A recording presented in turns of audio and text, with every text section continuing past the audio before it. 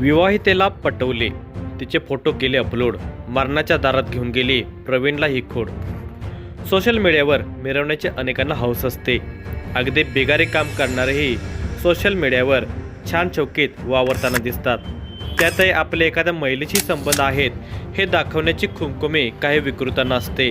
त्यातही एखाद्या विवाहितेशी संबंध असतील तर परिणामाचा विचार न करता काही तरुण बेभान होऊन वागतात. बिहार राज्यातील प्रवीण कुमार असाच होता. त्याने गावातील राजीव कुमार याच्या पत्नीशी प्रेम संबंध निर्माण केले. त्याच्यासाठी ती पतीला सोडून वेगळी राहू लागली. तिच्यासोबतचे फोटो प्रवीण कुमार सोशल मीडियावर शेअर करत होता. त्यामुळे अपमानित झालेला राजीव कुमार त्याच्यावर चिडून होता. दरम्यान राजीव कुमारचा भाऊ मनोज कुमार हा पुण्यात काम करत होता. त्याच्याकडेच प्रवीण कुमार कामासाठी आला. हे माहीत झाल्यानंतर राजीव कुमारने भाऊ मनोज कुमारला हाताशी धरून एक प्लॅन आखला. यात प्रवीण कुमारचा बळी गेला तर त्याच्या खून प्रकरणात तिघे गजाआड झाले. कोणताही पुरावा नसताना अत्यंत बारकाईने खोलात शिरून पोलिसांनी तपास केला आणि अवघ्या 3 तासातच संशयितांना जेरबंद केले. याचा सविस्तर वृत्तांत पुढीलप्रमाणे.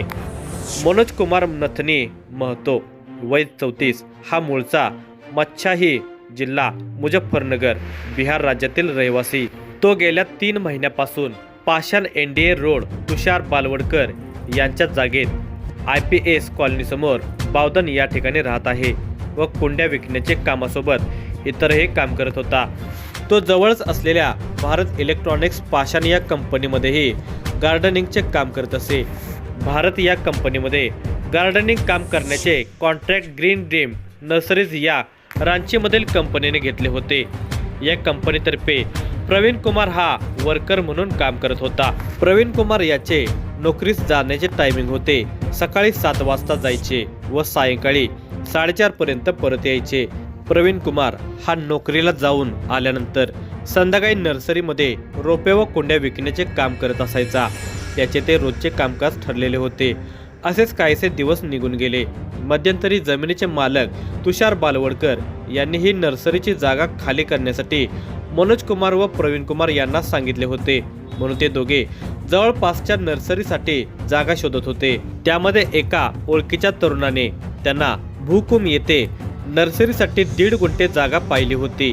ते लवकरच बावधन येथील नर्सरी भूकुम या ठिकाणी शिफ्ट करणार होते. प्रवीण कुमार हा त्याच्या मोबाईल फोनवर असलेल्या ॲप्लिकेशनवरून कोणत्या ठिकाणच्या कंपनीमध्ये सध्या टेंडर निघणार आहे याची पाहणी घ्यायचा. तो ती माहिती ग्रीन ड्रीम या रांची येथील कंपनीच्या मालकांना मोबाईल फोनद्वारे कळवायचा. त्या दोघांमध्ये चर्चा झाल्यानंतर प्रवीण कुमार हा त्याने माहिती काढलेल्या कंपनीचे टेंडर मोबाईलद्वारे संबंधित कंपनीच्या वेबसाईटवर भरत होता. सारे काही सुरळीत सुरू होते. मनोज कुमार याचा एक भाऊ होता राजीव कुमार. तो बिहारमध्येच शिक्षकाची नोकरी करत होता. त्याच्याशी प्रवीण कुमारचे सुरुवातीला चांगले घनिष्ठ संबंध होते. याचे कारण मात्र वेगळे होते. प्रवीण कुमार आपल्या मूळ गावी राहत असे. त्या दरम्यान त्याचे राजीव कुमारच्या पत्नीशी प्रेम संबंध जुळले होते. तो अधूनमधून तिच्याशी फोनवरही बोलत असायचा. या दोघांच्या फोनच्या सतत बोलण्यावरून राजीव कुमार व त्यांच्या पत्नीमध्ये बेबनाव झाला होता. या दोघांच्या प्रेम संबंधाच्या गोष्टी नातेवाईक मित्रमंडळीच्या कानावर गेल्या होत्या. त्यामुळे ते पती पत्नी काही वर्षापासून विभक्त राहत होते. तिच्याशी प्रवीण कुमार संबंध ठेवून होता. आता तो पुण्याला आला होता आणि राजीव कुमारचा भाऊ मनोज कुमार सोबत काम करू लागला होता. प्रवीण कुमारच्या एक घाण सवय होती. तो आपले फोटो सतत मोबाईलद्वारे फेसबुक व इंस्टाग्राम अशा सोशल मीडियावर शेअर करत असायचा. त्याची प्रेयसी अर्थात राजीव कुमारच्या पत्नीसोबतही काही फोटो होते. तो गावी जायचा तेव्हा तिच्याशी मौजमजा करताना फोटो काढायचा. हे फोटो तो अधूनमधून सोशल मीडियावर शेअर करत असल्यामुळे राजीव कुमारचा मित्र व नातेवाईक मंडळीमध्ये अपमान होत असल्यामुळे त्याला खूप संताप येत होता. त्याला काय करावे ते सुचत नव्हते. त्याने एके दिवशी आपला भाऊ मनोज कुमारला फोन केला आणि त्याला भेटण्यासाठी पुण्यात आला. त्याने भावाला सगळा प्रकार सांगितला. तुझ्या प्रवीण कुमार याला इथे सांभाळतो. त्याच्या वागण्यामुळे आम्हाला गावाला जगणे कठीण झाले आहे. काही करून प्रवीण कुमारला कायमची अद्दल घडवल्याशिवाय पर्याय नाही. सर्व नातेवाईकांमध्ये माझ्याबद्दल छीतू झालेली आहे. समाजात तोंड दाखवायला जागा नाही. मागच्या महिन्यामध्ये प्रवीण कुमारने माझ्या पत्नीबरोबर असलेले फोटो व्हायरल केले. त्या दिवसापासून मला झोपही लागत नाही असे सांगत राजीव कुमारने मनोज कुमारला भावनाविवश केले. त्यानंतर तो पुन्हा गावी गेला. मात्र दिवसभरात तो 1-2 वेळ फोन करून राजीव कुमारला गावाकडची माहिती कळवत होता. मनोज कुमारला प्रवीण कुमारच्या या गोष्टीचा खूप राग आला. त्याने आपला भाऊ राजीव कुमारला मदत करण्याचे ठरवले. त्या भावाभावांनी तसा प्लॅनही केला. दिनांक 17 सप्टेंबर 2024 रोजी सकाळी 7 वाजण्याच्या सुमारास प्रवीण कुमार हा भारत इलेक्ट्रॉनिक्स या कंपनीमध्ये नेहमीसारखा कामावर गेला. तो गेल्यानंतर मनोज कुमार हा दुकानावरील इतर कामगारांसह नर्सरीवर रोपे व कुंड्या विकण्याचे काम करत होता. सायंकाळी 5 वाजण्याच्या दरम्यान प्रवीण कुमार हा पाषाण येथील ग्रीन ड्रीम नर्सरीवर आला. त्यावेळी मनोज कुमारला गावावरून राजीव कुमारचा फोन आला. तो फोनवर बोलत नर्सरीच्या बाजूला गेला. त्यानंतर तो नर्सरीवरून भूकुम येथे भाड्याने घेतलेल्या जागेवर बांबू व पत्रे लावण्यासाठी गेला. जाताना नर्सरीमध्ये त्याला मदत काम करत असलेल्या सोनू नावाच्या मुलालाही सोबत घेऊन गेला.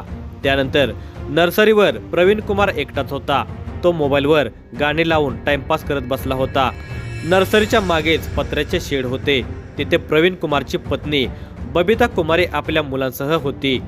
साधारणपणे रात्री 8 वाजण्याच्या दरम्यान बबिता कुमारीने पती मनोज कुमार याला फोन केला आणि जेवण करण्यासाठी येणार आहे का, भाजी काय बनवू असे विचारले.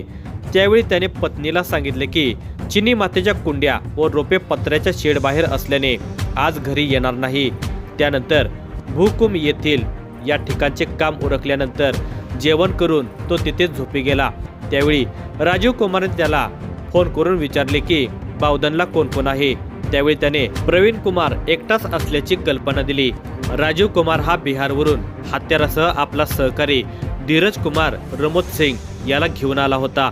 रात्रीच्या वेळेस बावधन परिसरात नर्सरीच्या बाजूला दबा धरून बसला होता. नर्सरीमध्ये प्रवीण कुमार एकटाच असल्याची खात्री झाल्यावर मात्र राजीव कुमार आणि धीरज कुमार यांनी बेसावध प्रवीण कुमारच्या अंगावर सपासप 25 ते 27 वार केले. तो जीवाच्या आकाताने ओरडला व जागेच कोसळला. प्रवीण कुमार रक्ताच्या थारोळ्यात पडलेला पाहून राजीव कुमारने तेथून पळ काढला. तो साथीदार धीरज कुमारसह ठाणे शहराच्या दिशेने निघून गेला. प्रवीण कुमार मोठ्याने ओरडल्याने मनोज कुमारची पत्नी बबिता जागी झाली. तिने रात्री 1:15 ते 1:30 वाजण्याच्या दरम्यान मनोज कुमारला फोन केला आणि सांगितले, प्रवीण कुमार जिस जगह पे सोया है वहां से चीखने की आवाज आई है, मुझे डर लग रहा है, तुम जल्दी आओ. त्यावर मनोज कुमार म्हणाला, डर मत, मैं सोनू को उधर भेज रहा हूँ, तू रूम में रुक. बबिताने फोन ठेवल्यानंतर त्याने त्याच्या बाजूच्या नर्सरीमध्ये असणारा सोनूच्या मोबाईलवर फोन केला आणि प्रवीण कुमार झोपलेल्या ठिकाणी त्याला पाठवले. त्यानुसार सोनू तिथे गेला. त्याने तेथील परिस्थिती पाहून मनोज कुमारला फोन करून सांगितले की प्रवीण के बिस्तर पे और अंक के ऊपर खून लगा है, आप जल्दी बावधन पे आ जाओ, जगह के मालकीन मॅडम को फोन करो. हे ऐकताच मनोज कुमारने ओला उबेर गाडी बुक केली. तो साधारणपणे बावधन तेथे 3:30 ते 4:45 दरम्यान पोहोचला.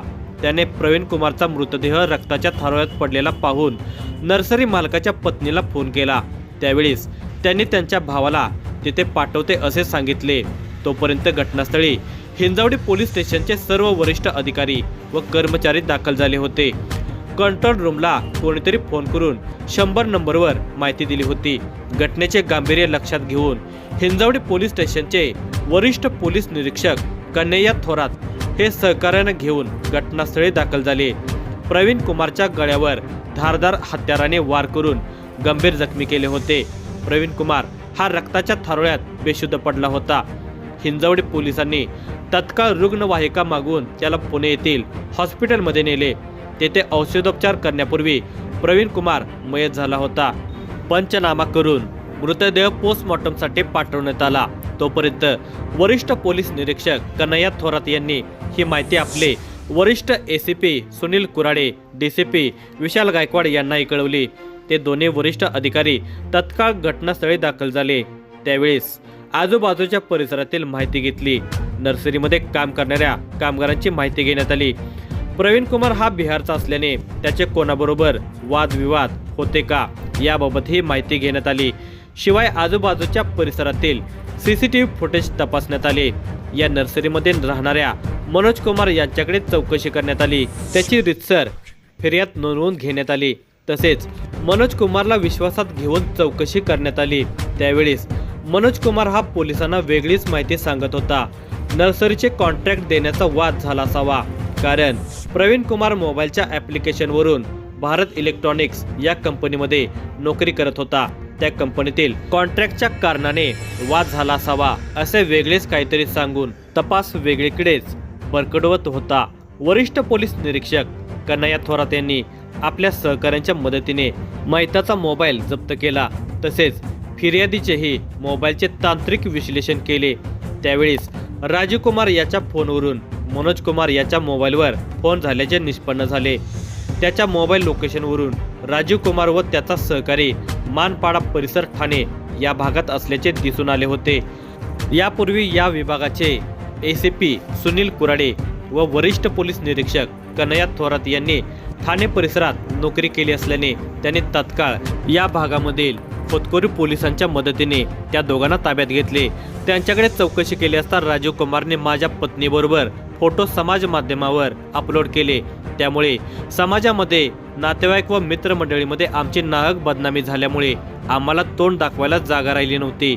म्हणून आम्ही प्लॅन केला आणि त्याचा कायमचा बंदोबस्त केला। माझा भाऊ मनोज कुमार यालाही मी हा प्रकार सांगितला होता। त्याने मला मदत केली असे त्यांनी सांगितले। त्यावरून त्या तिघांनाही अटक करण्यात आली। त्यांनी गुन्ह्यात वापरलेले हत्यार, कपडे जप्त करण्यात आले। त्या तिघांविरुद्ध हिंजवडी पोलीस स्टेशनला गुन्हा रजिस्टर नंबर 1073/2024 भारतीय न्याय संहिता 2023 चे कलम 103(1) प्रमाणे गुन्हा दाखल झाला। केवळ आपल्या पत्नीसोबतचे फोटो समाज माध्यमावर व्हायरल केल्यामुळे समाजात बदनामी झाली म्हणून चिडून 25 ते 27 वार करून खून केल्याची माहिती दिली।